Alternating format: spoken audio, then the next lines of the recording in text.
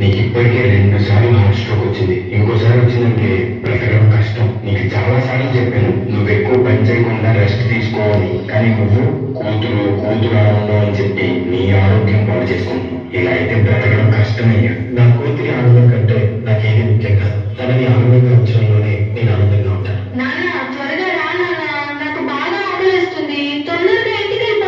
మరేం పర్లేదు డాక్టర్, నేను చూసుకుంటాను. నాన్న, నాకు బాగా ఆకలిసినప్పుడు ఆ ఆకలి తెలియకుండా ఒక పాట పాడతారు కదా, పాడండి నాన్న.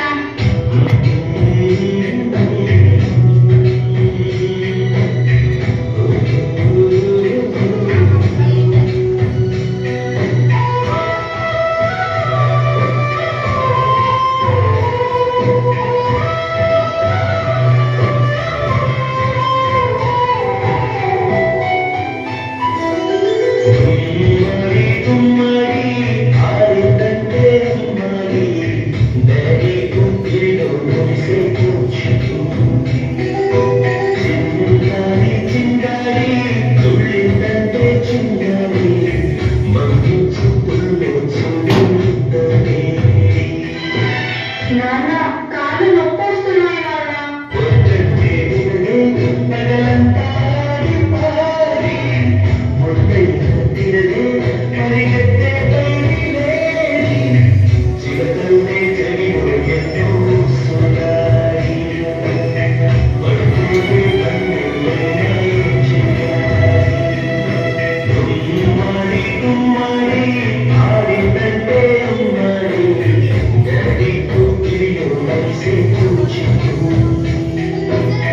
చంద్రయ్య చంద్రయ్య, ఎక్కడయ్యా నా పిల్లలు?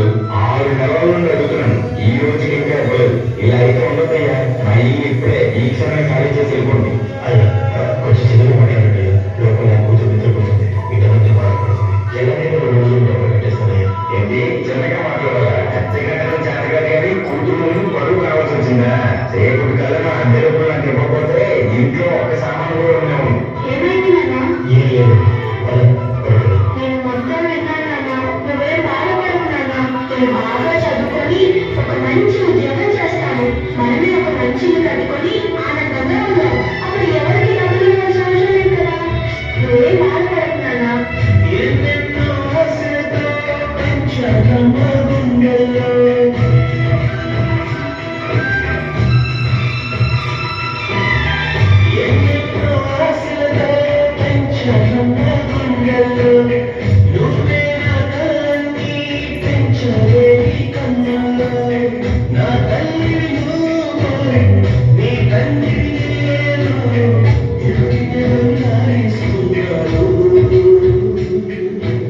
ఏమైంది నాన్న?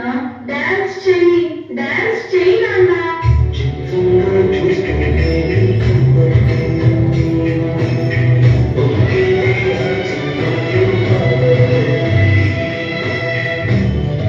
నాన్న, రేపు నాకు ఢిల్లీలో ఇంటర్వ్యూ ఉంది. అందులో కానీ నేను సెలెక్ట్ అయితే 60,000 జీతం వస్తుంది. ఇక మన కష్టాలన్నీ తీరిపోతాయి. హ్యాపీగా బ్రతికేయచ్చు.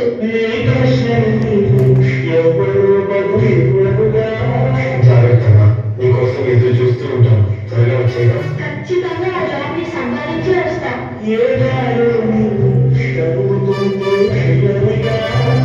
మరి నేను వెళ్ళొస్తాను నాన్న. నువ్వు జాగ్రత్తగా ఉండు. ఈ జాబ్ నాకు చాలా అవసరం. మా నాన్న నా కోసం ఎంతో కష్టపడ్డాడు. మా నాన్నని హ్యాపీగా ఉంచాలంటే ఈ జాబ్ నాకు రావాలి.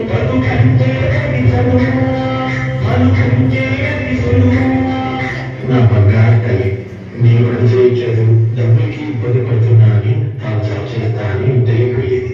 సర్లే, ఇంకా ఎన్ని రోజులు బ్రతుకుతానో కూడా తెలియదు. తనకి జాబ్ వస్తే తనే హ్యాపీగా ఉంటుంది. నా బాబుకి జాబ్ వస్తుంది. దేవుడు జాబ్ ఖచ్చితంగా వస్తుంది.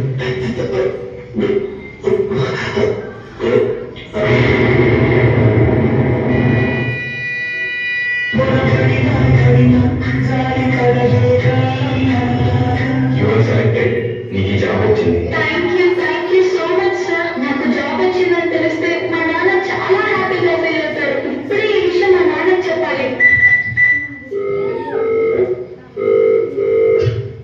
ఏంటి నాన్న ఫోన్ లిఫ్ట్ చేయండి.